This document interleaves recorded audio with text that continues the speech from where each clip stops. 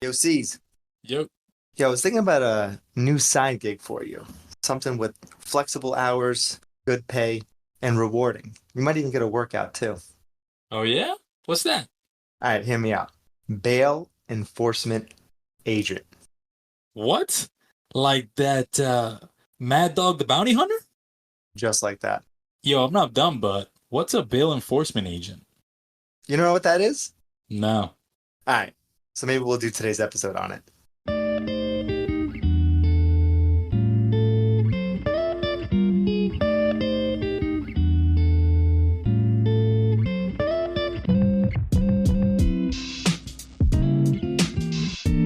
You're listening to the I'm Not Dumb But podcast, where we answer the questions you're too smart to ask.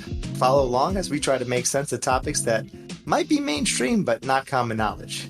I'm Rob, your host for today, joined by Caesar, Hello. and you can't forget Victor. Hey, y'all doing? So on today's episode of INDB, we ask, what is a bail enforcement agent? Who do they work for? And how are they able to do the things they do? Everyone's kind of familiar with the movie Django Unchained. He's Django? Django. The D is silent. Wasn't he a slave on that? Yeah, but he was freed, and then he became a bounty hunter. These days, I practice a new profession: bounty hunter. Did you not watch it? I Not have seen it, I just don't remember. The official name of a bounty hunter is actually a bail enforcement agent.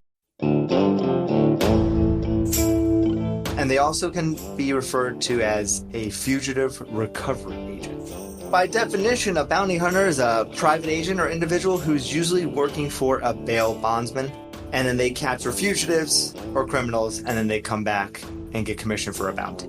These days, a bounty hunter's primary goal is just to capture fugitives who have skipped bail, or jumped bail as they usually call it. You know, they usually say dead or alive, but things have changed a little bit. It's usually for if a fugitive has skipped or jumped bail. Now, what exactly does that mean? So we're going to talk about exactly what that means shortly. So I'm gonna just shut up. Yeah, so we're going to get right there. So just let me get to it. Gotta Yeah, cut just let those me get stupid fucking questions out. Yeah, get rid of that, man. Let's get rid of this guy. We could do this. Who invited you? So, you know, someone jumps bail, someone skips bail. Bounty hunter usually gets a set percentage, about 10 to 25%. But from what I'm reading, they're getting about 10% of the full bail. So with a little research, I saw that the average salary for a bounty hunter these days is about $50,000, but pretty good ones can work it up to about $100,000. That's about the national average, right? 50,000. 55, I think, which is a crazy, Yeah, crazy average. I mean, to put your life on the line, 50 grand? Yeah. But if you think what's the starting salary for a cop these days, it's probably about $50,000. Is It's it? kind of the same. They said the average hourly wage for a bail enforcement agent is around $18 an hour, and the bike delivery people in Manhattan pull in around $22 an hour. So, just gives you a little perspective of what they got to deal with. Exactly what you were saying, Caesar. Exactly what you were saying was the perfect segue. The bail enforcement agent. The key word here is bail. We're gonna need a little bit more information on what bail is to really understand what these bounty hunters do. You guys ever been bailed out? Caesar, you've probably been arrested a couple times. Yeah, a couple of times. But I never posted bail. I'm assuming, so when you get arrested, you go to jail, right? And when they say you got to post a bail, you got to get some money to get freed out or whatever the case is, right? Yeah. So how can someone skip on that if they're already arrested? If someone posts bail, if someone pays the money, you get to go free. Yeah. So you're free. But how can for these guys hunting these fugitives who skipped bail, like how does that happen? So you If they're already bail, in but jail. you gotta go back to court. Oh. You're not free. You're not free of your crime. You have to go back to court. And then if you don't show up to that, then they come to collect you. Exactly. Oh. So they're not collecting money. Got it. They're posting it. But Rob, is bail like across the 50 states? Like, does every state have the same bail laws? No, every state has insanely different bail laws. And we'll get into that. Some states actually don't have a private bail system. Everything's through the court. And those states actually have gotten rid of bounty hunters altogether. So yeah, that's the weird thing. Like this job is pretty much like a legal landmine after I work through it. Exactly what Victor was saying. So by definition, bail is collateral. So you get arrested and you get bailed out, but you have to show up in court. So it's collateral to persuade the judge to set you free until you await trial. And this is done with the understanding that, the defendant is going to return to court and work through his trial. So that's the whole idea. It's just like an incentive that you're going to come back. Where does that money go? When you post bail? Yeah, when you post bail. Like who? Then you give it to the court, and the court puts it into a bank account, and they hold on to it. And bail is refundable. So the bail bond process goes something like this. For example, you get arrested, you're accused of a crime, and the police take you. And then when the police take you, they're going to take you to the station to get booked or processed or whatever they call it these days. They're going to do like a criminal investigation. They'll take your fingerprints, do all this stuff, check to see you're intoxicated. And then at the end, they throw you in the slammer. Locked up. Akon shows up. So now for less serious crimes, you're usually allowed to post bail immediately. It really depends on the crime. In big cities, when you get arrested, there's what's called a bail schedule. So it's like, oh, you have this type of crime. This is the bail. Can you post it, right? It's just like preset bail amounts. They call it what's called a bail schedule. And there are 5 different main types of bail. Let's say you get arrested, you get thrown in jail, and the bail is $1,000. You could probably afford $1,000 to get out, or your parents or your wife can afford $1,000 to get out. So they could post what's cash bail, which is basically you just write the court a cash check, and some courts even take credit card, and they bail you out. You could be released on your own recognizance, which is like a traffic violation or shoplifting. Basically, it's like bail without a monetary amount. And then if you don't have any money, or your bail is a lot of money, you're basically gonna put your house up. You could like mortgage your house or give the deed to your house up, which is called a property bond. And if not, you can put up what's called a surety bond. Basically, yeah, you're gonna get arrested and you're gonna have to get bailed out. If not, you basically have 3 main choices. You either remain in jail until your trial is through and through. Depending on the type of crime, that could take months, weeks, months, years. Can anyone afford to even do that these days? No, it would totally ruin your life. And then let's say at the end you come out and you're innocent. Your life is ruined. What does it matter? You lost your job, you can't afford your house, you lost everything. You could either pay the bail amount in full, which, if it's a low amount, you could pretty much do that, post-cash bail. When do they give out those, like, $500,000 bails? Oh, bails those are that I see on TV? Yeah, those are for, like, huge criminal cases where they set the bail amount so high because the guy might be a flight risk. Not all types of crimes can get bail. Obviously, like murder, I wouldn't suspect can get bail. Yeah, exactly. Like if it was like a violent crime, I don't think that counts for bail. Didn't our boy George Santos post bail? I think his family. But he didn't do anything violent. He just lies. It's like I think 150 or 200K, something like that. Like didn't what's his name get bail?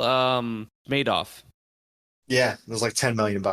Yeah, it just happens like that. They call capital crimes are not eligible for bail. So if you get booked and you get processed and you're accused of a capital crime is like a crime that carries the possibility of the death penalty. We're talking like murder, treason, espionage, terrorism. You ain't getting an option for bail. If you have non-capital crimes, and this is like property crimes, assault, manslaughter, fraud, stuff like that, you have the ability for bail. And then depending on how severe that crime is, they could increase the bail amount. And if they feel that you're a flight risk, they can make it like an exorbitant amount of money. A fun fact is the largest bail to date in the United States of America was $3 billion by Robert Durst. Who's Robert Durst? He was charged with the murder of his wife. Is that the dude from Limp Bizkit? It's just one of those days. I think that's Fred Durst. They're not related? Oh, shit. So he was given a $1 billion bail, which he posted, and then skipped on his bail and was rearrested. And then they gave him a bail of $3 billion because he was essentially a flight risk. So yeah, I mean that. Yeah, but it didn't say he was accused of murder. Yeah. Why did he get a bail at all? I don't know. I don't really know the specifics of his. But he had money, player. Yeah, he had money. Money. Listen, you get away. Money and power. When you have enough money, usually you get 1 or 2 deaths. And then after that, it's like a little like excessive, you know? So you have 3 main choices. You remain in jail, you post bail, and then if you don't have any money, what do you do if you're essentially broke? What if you don't have the money to post yourself? You got to find someone. You got to find some money, man. You got to find some money. The way it works with bail, though, it's pretty interesting, right? So this is what Caesar was asking. If you post bail, they put it into a bank account. And if you're found to be, and you go to your trial, you do everything right. You go to your trial, you work it through, and you're found to be innocent. They'll do what's called exonerating your bail, and you get a full refund of your money back. So it's just collateral to say that you're going to come back in, right? You're not really buying your way out of jail. You're just buying your way out of an actual cell so that you can go live your life while you go through due process. If you're found guilty, you get pretty much all your money back minus court fees, which is usually around 3%. So your bail is refundable. Your bail is refundable. All it is just collateral. So if you got to put up $1,000 for bail and you know you're innocent, and as long as you go through the court and don't skip and go to your court cases, you get all your money back at the end. So it's kind of a good deal. Like, why throw your life away for some money that you're going to get back at the end? So you're basically promising that you're going to go back. So if you're broke, what do you do if you're broke? Let's say you got to post bail. Caesar, what are you going to do? And you got no money. You call your boy Pookie. Yeah. Pookie got that money. Call him Pookie. Pookie? Did you ever watch Jackie Brown? No. Another Quentin Tarantino movie? No. Never heard of that one. You never heard of Jackie Brown? Jackie Brown! I've heard of it. I've never seen it. They do this whole thing. Samuel L. Jackson does this whole thing with bail bondsmen. He's like a seedy type, arms dealer, drug dealer kind of guy. Mm-hmm. And he has money, right? And anytime someone that's working for him gets busted, he goes to a bail bondsman, gives them cash, and then the bail bondsman bails them out. Now, the bail bondsman goes, well, you have cash. Why are you giving it to me? Why do you need a bail bondsman? He goes, well, because I can't show up in court. They're going to be like, why does this guy have so much money? Damn. So he uses his cash as collateral to get the bail bondsman to legally, because it's illegal cash. So he's saying if he gets arrested or if any of his boys get arrested? One of his boys gets arrested, he's posting bail for his guys because they work for him. Mm. So he's going over there with the cash to the bail bondsman and goes, hey, I'm using cash as collateral because it's illegal cash. I don't know if that works, but you could definitely do that. You could definitely do that, but he'd be paying himself an insurance policy but you have to pay a premium to a bail bondsman. You got no money, you can't post bail. Your money's tied up in long-term Beanie Babies. You listen to one of our episodes. Any day now.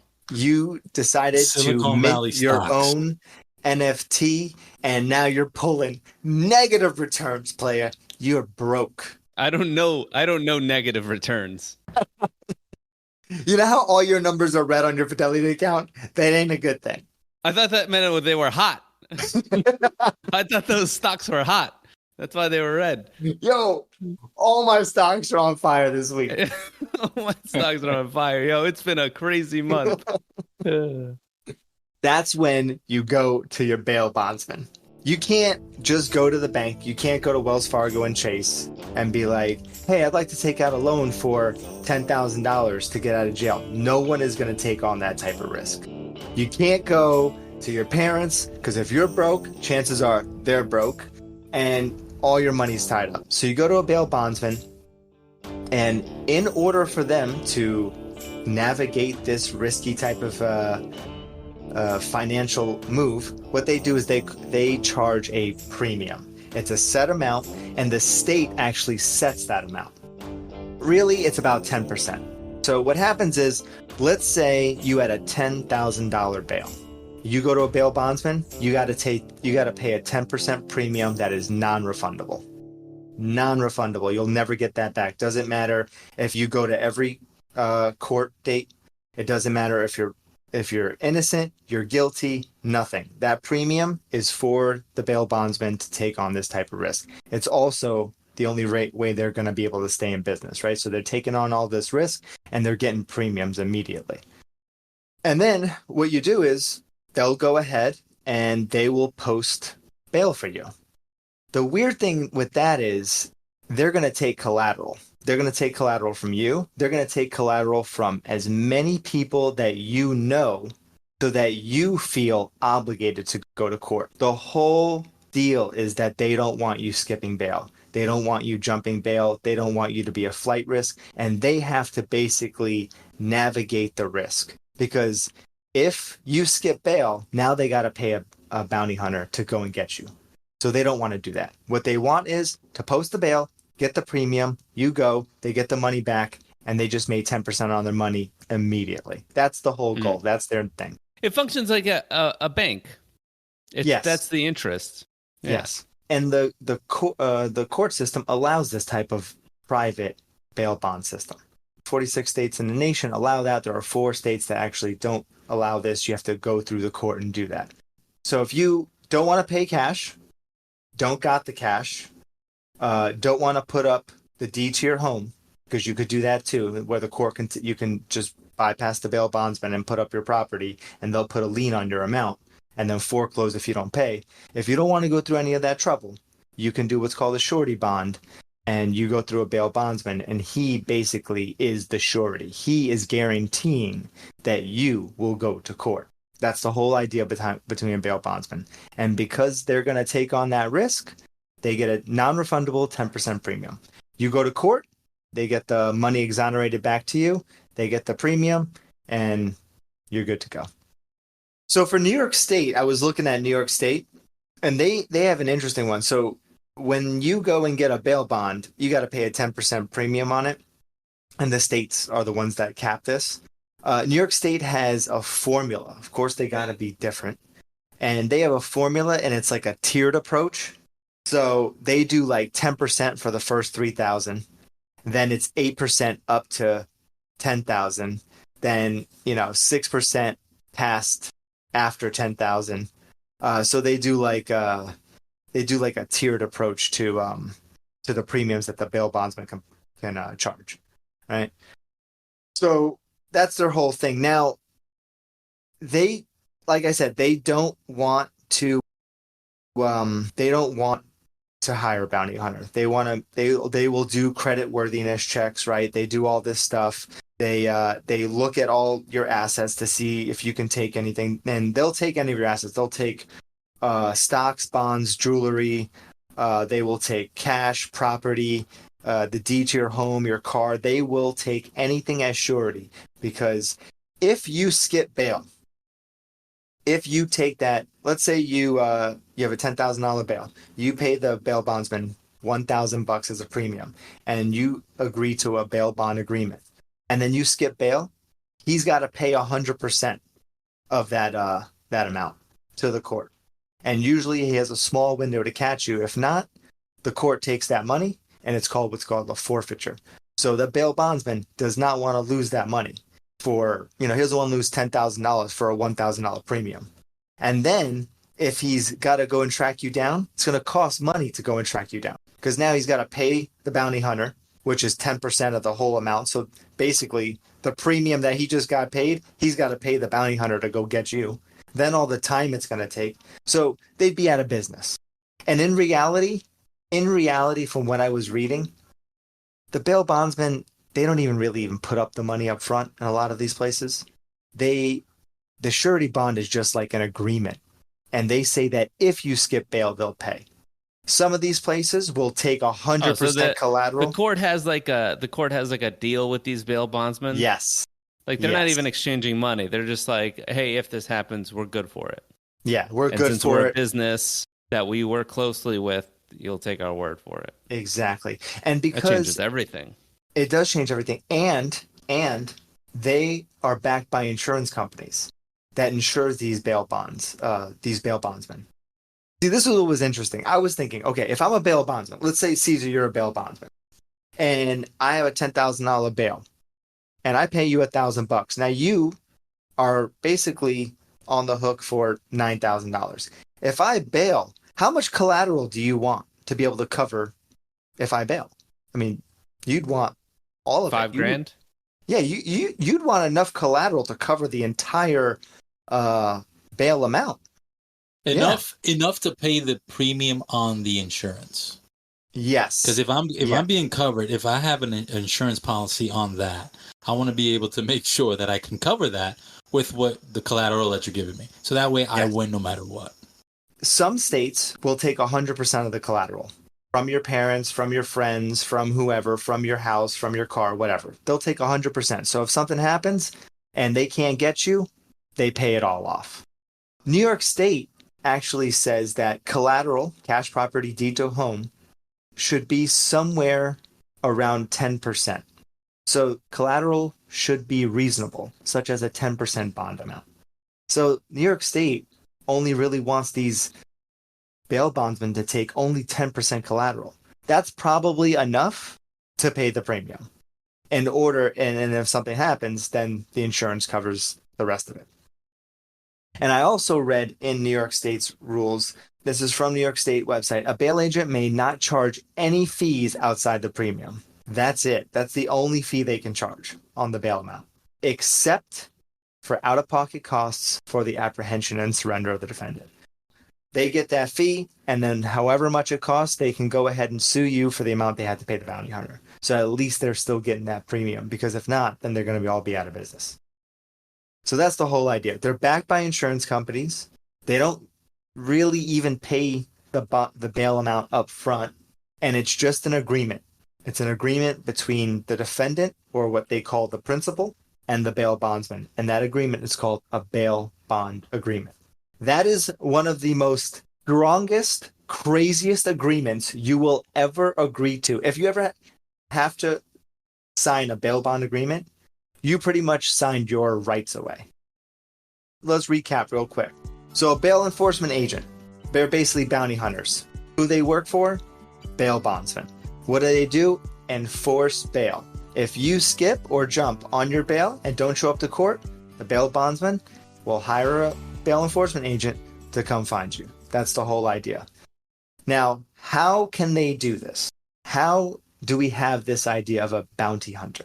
Bounty hunter. The bail bond agreement. When you signed this thing, you basically gave your rights up to where you're allowing a bounty hunter to track you down and bring you in at all across the nation, essentially. They can come into your house without a warrant and arrest you as long as they know you're there. They can track you. They can go through all your stuff. They can go through your garbage. They can follow you. They can pull your cell phone records. They can do anything.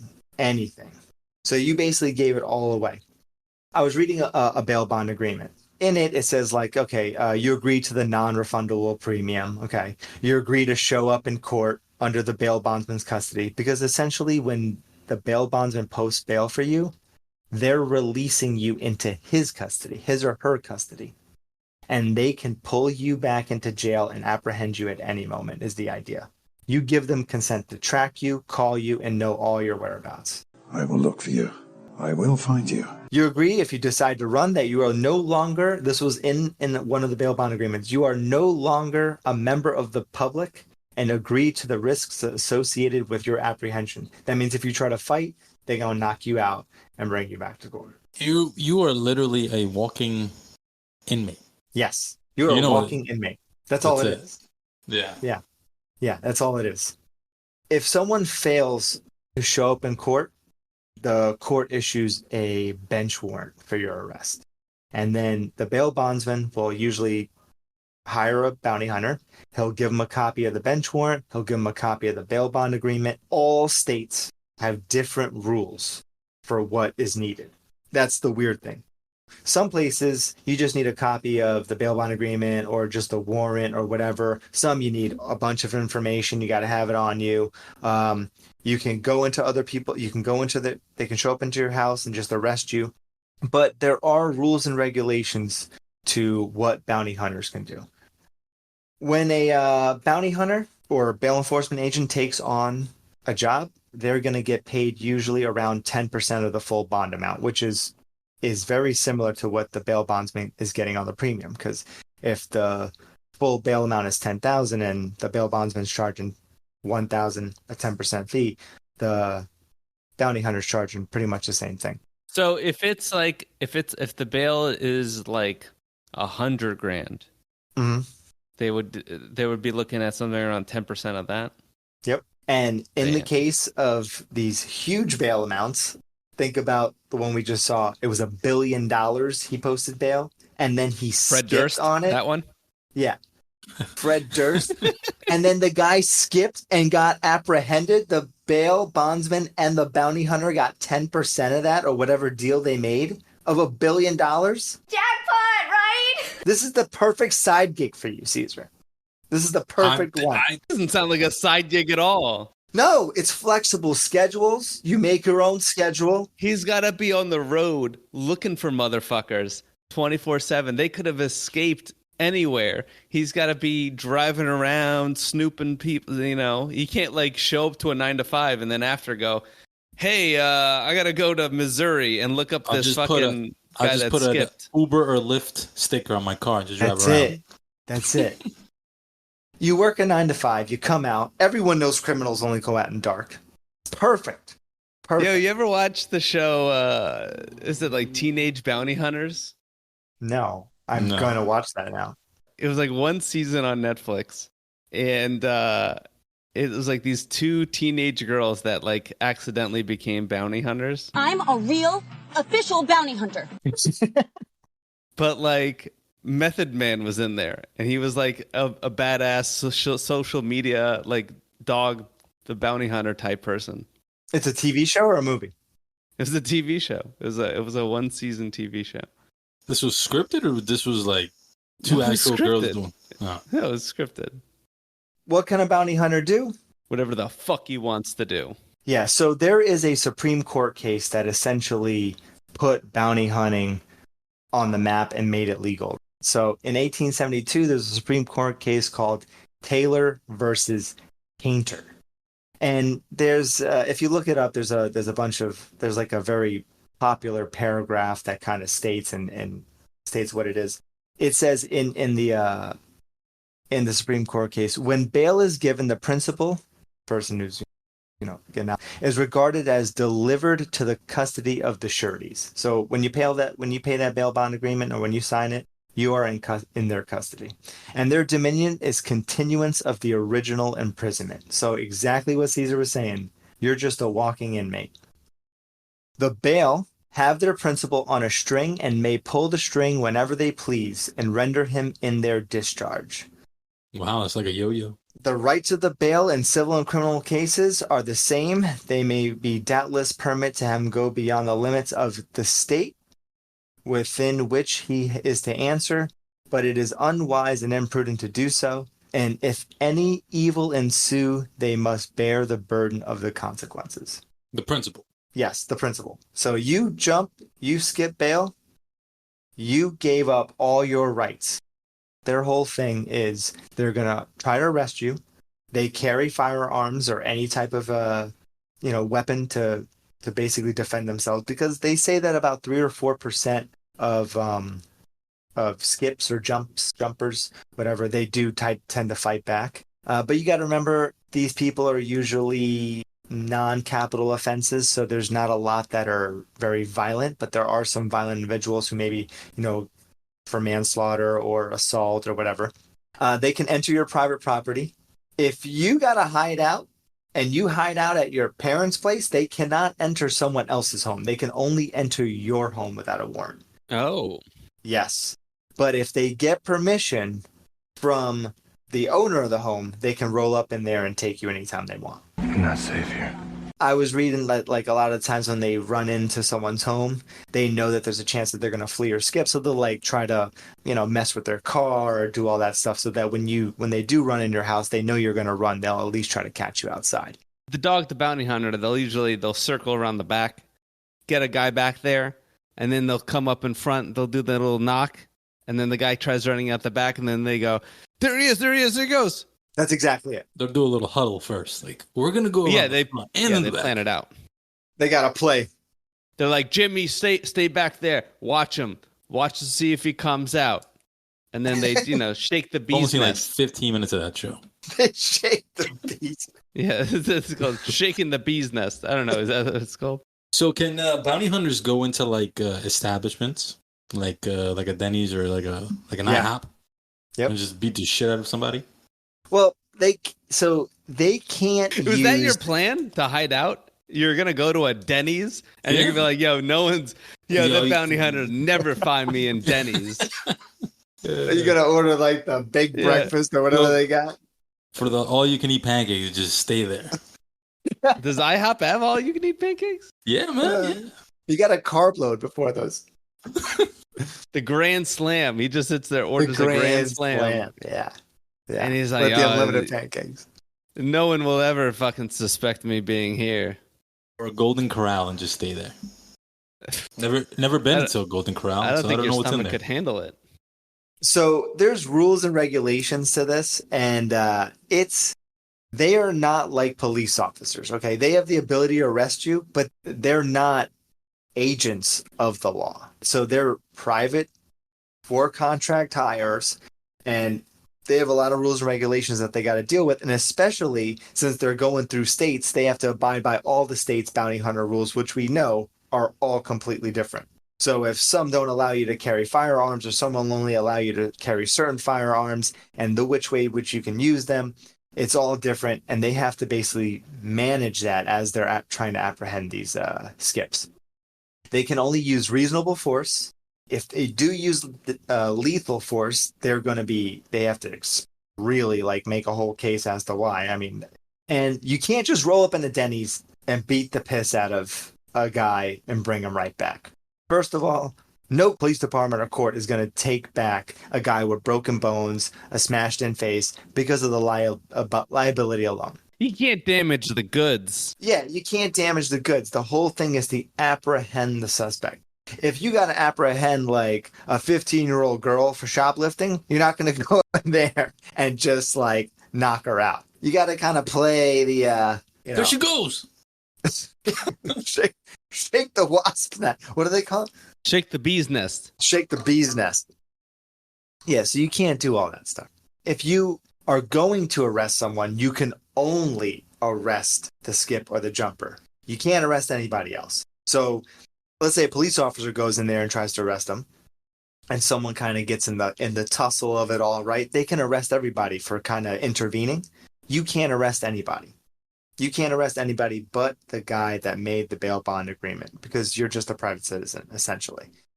And if you're going to arrest somebody, it's usually somebody you've never actually met in real life. You better be sure it's the right guy. Because if you arrest the wrong person, you are going to get sued. And you're not a police officer. You don't have immunity. You can't just do whatever you want and get away with it. Some states have like very specific laws on bounty hunters. Like some say like you got to wear a uniform if you're going into someone's home. Like I think Louisiana has it that you got to wear a uniform if you're going to get into somebody's house without a warrant. Because I guess there was incidences where people were breaking into their people's houses and being like, "Oh, I'm a bounty hunter." No, you got to dress up as Colonel Sanders so they know you're the bounty hunter. Nah, you got to have the wife beater with the bulletproof vest over it, and the bounty hunter sticker over it, and a mullet. Yeah, and a mullet or shaved head and sunglasses. I would do like the Fury look, like the shaved sides, and I just slick. I would just slick the top. Rob's gonna come in looking like a fucking Peaky Blinder. I'm just gonna take my top hat out and start smacking people. He comes in a full fucking suit, sounding like he's from Birmingham. Best job ever. Best job ever. The one cardinal rule is that whatever happens in America, it has to stay in America. 4 states that don't allow bounty hunting or have gotten rid of the private bail bond system. That's Illinois, Kentucky, Oregon, and Wisconsin, right? There's no private Kentucky? bail. I'm surprised about that one. Kentucky?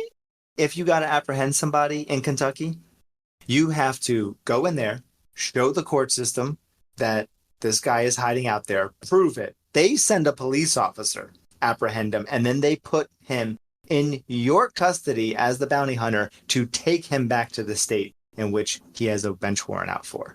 But you cannot go in there and start busting skulls. Kentucky's like, no, we're not going to do that. We're going to handle our own. But you can't do it outside of the states. There's actually only 2 countries in the world that have the bounty hunting as a profession. Can you guess what the first one is? The United States of America. Cue eagle chirping. Brazil. It's the United States of America and the Philippines. Those are the only 2 countries in the world that actually have this system. Yeah. All other ones, they go through the court and then they use, police officers and But in the Philippines, they have a law that is, if you're doing karaoke, they cannot interrupt the song before arresting. You gotta finish. You gotta finish the song. And then and if you're good and they ask you for another one, you have to do it. Bro, they're all good. No interrupting the encore? Yeah. No. Or the 2-minute vocals. That's basically it. So bounty hunters have this ability through this Supreme Court case. They have a lot of leeway as to what they can do to come get you, but there are tons of rules and regulations. They cannot leave the country. Dog the Bounty Hunter got in a lot of trouble for leaving the country. So I guess there was like this billionaire heir guy who was like accused of like rape, and he went to Mexico, and Dog the Bounty Hunter went to Mexico to try to get him. Oh, and Mexico. I thought you were about to go, he went to Epstein's Island. Nah. Yeah. That's still part of like the 51st. That's the 51st state. That's season 7. That's season Dog the Bounty Hunter. So Dog the Bounty Hunter, fucking, when the dog bites, he bites. He doesn't let go. He goes to Mexico and he decides, I'm going to take this guy down. And they apprehend this guy. And I think the guy had a warrant out for arrest in like California. He got arrested for kidnapping. Dog got arrested for kidnapping because Mexico was like, no, you cannot come over here and play bounty hunter. It is not legal. We have extradition laws. And what you're doing is not bounty hunting. It is straight up kidnapping. So it was a whole thing. I think Dog's been arrested a few times for like various reasons. Oh, yeah. I was reading about the guy. Like, he's like a meth addict, ex-meth addict. He was like got in trouble with the law a few times. Did you know why he's called Dog? No, actually, I don't. It's God backwards. Oh. Yeah. Well, yeah, but why is he called Dog? Because God said that he was going to be famous. Oh. Was that before or after Mexico? Was that before or after the meth? They were running simultaneously. So, yeah, that's why. In case you were wondering. But, yeah, you can't leave the country. Well, you can't leave the country bounty hunting. Yeah. You mentioned earlier there was a time limit.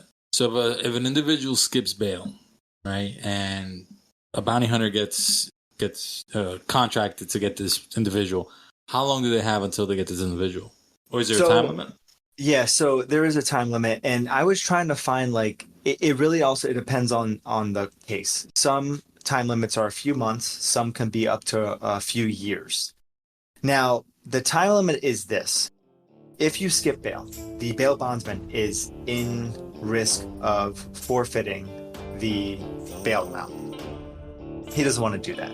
So what he does is he hires a contractor, he hires a bounty hunter or bail enforcement agent, and then he gets basically a delay and he gets a time frame, and the bounty hunter now has that time frame to get the principal or get the defendant or the jumper or skipper, whatever it is. Bounty hunters only get paid if they apprehend the suspect. So the bounty hunter is like, I got to get this guy and I got to get this guy now. They don't get paid if they don't get him. Now, if they don't apprehend him in the amount of time, there's still a warrant out for his arrest. The bounty hunter can basically no longer go after him because it's out of the time period, and that was the agreement with the bail bondsman. And then the bail bondsman then forfeits the surety bond or the bail amount that he put up, and then the insurance pays for it. So it is in the best interest of the bounty hunter and the bail bondsman to capture the jumper within the time frame, because then the bounty hunter gets paid, the bail bondsman gets paid and has all his bills covered and walks away with less risk. And remember, every time that you pick, it's just like a regular insurance policy. Every time you have to pay these policies out, your premiums will go up. So you want to vet these defendants the right way. It's not in your best interest to just do a shotgun spray approach to everyone and take everyone. Because if people start skipping and you're not allowed to, and you're not getting them, then you're going to be out of business, or your premiums will go so high that you won't be able to run your business.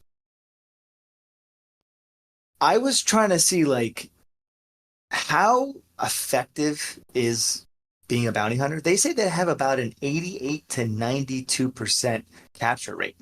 So they actually do find these guys. Yeah, it's pretty good. And there's actually other ways that they can do it, and they'll work together with these people, and they're called skip tracers.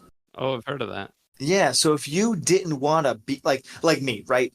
Big, athletic, muscular type. Like, I'm the type of guy that's probably going to be the field guy, right? If you take someone like Caesar, little more fragile in his structure, maybe small calves. Maybe small calves. You can only hunt if you're. I can only run so big much. Calf. Yeah. Yeah, a little more ergonomic, kind of built for a seat. You could be what's called a skip tracer, and you could kind of go online and try to see if this person is posting locations about themselves. Did they make a comment on Facebook? Did they post a picture? Did they all of a sudden use a credit card that they shouldn't have used? And then they would use that information and give it to the bail bondsman or the bounty hunter, and then they kind of triangulate this guy. Then, like me and Victor types, we go in, he's in the back, I'm in the front, and we get the guy, we apprehend the guy. So that's, if we were to have like our own bounty hunting, the guy in the chair, I would say you'd probably be the guy in the chair. Is this still bounty hunting? Because I got lost for a second. You and Victor, then you guys are going to get a guy. I'm a little confused.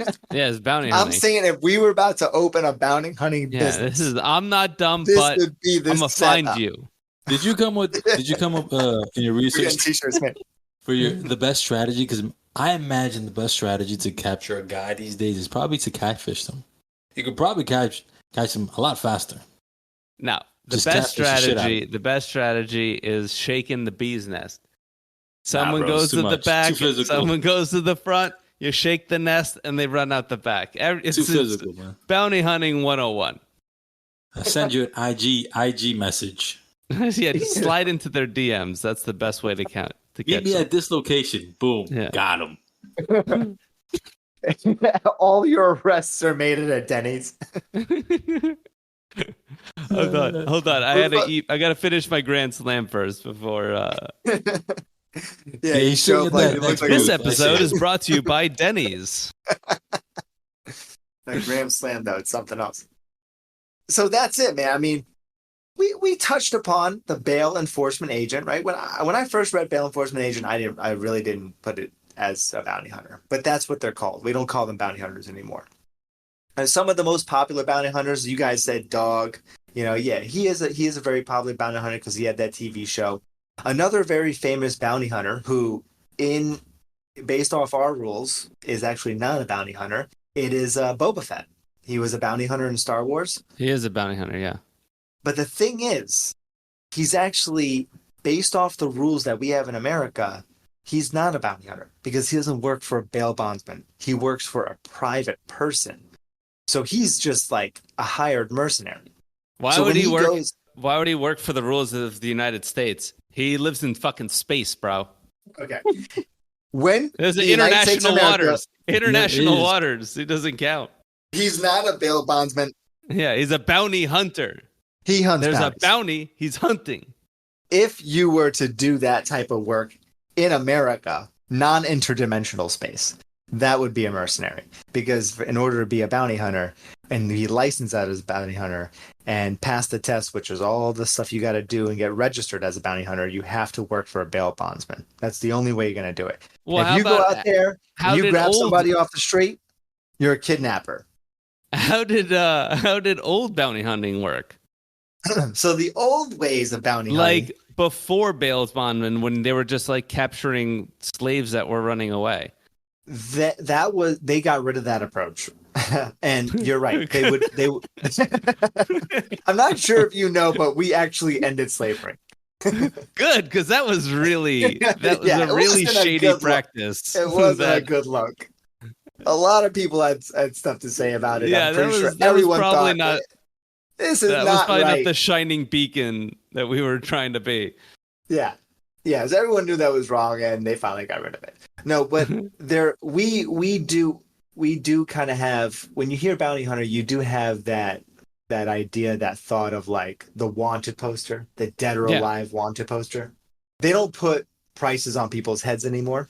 There are some, those are mercenaries, essentially, is what they do. Because if you're going to kill someone and bring them in and bring their body into the court system, it's not legally what we would call a bounty hunter, because you need to be able to apprehend the suspect, and they need to go. Yeah, you're a hired mercenary. You're a hired gun. So in that situation, the Django, those guys, the D is silent. They weren't bounty hunters in the way we see them now. They did capture people. They did kill them. They brought them in because it was the same price, dead or alive.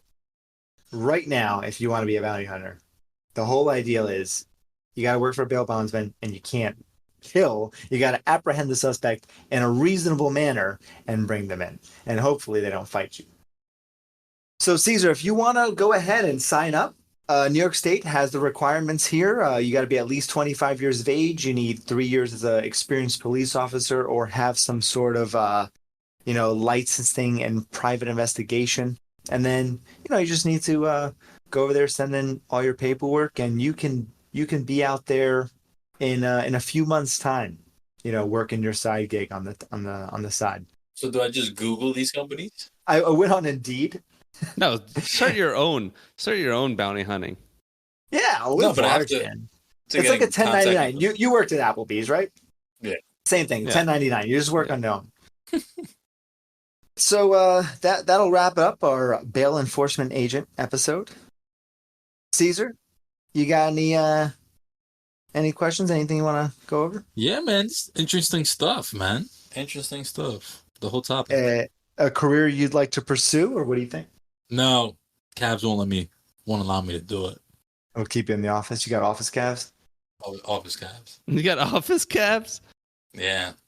But interesting stuff, man. Learned a lot today. Victor? Listen, I think I've perfected the strategy of shaking the bee's nest. It'll help you capture any wanted bounty that you have. Put a guy in the back, guy knocks in the front, start of the nest, and he comes running out the back. Again, is this still bounty hunter? So your approach to taking down a man is to you come in the front, your buddy comes in at the rear, and then you shake this guy's nest? Is that what I'm understanding? It's a personal thing. It requires two dudes willing, and it's a tough business. But somebody's got to get in there. Someone's got to get in that nest and shake them out. Bro, what are you talking about, man? All right, we want to thank you for listening. To stay updated on new content and to join in our discussion, check us out on YouTube at I'm Not Dumb But Podcast, and on Twitter, I'm Not Dumb But. Feel free to name drop this podcast to your friends and family, as they will be impressed on how smart you've become. Until next time, stay curious. Later.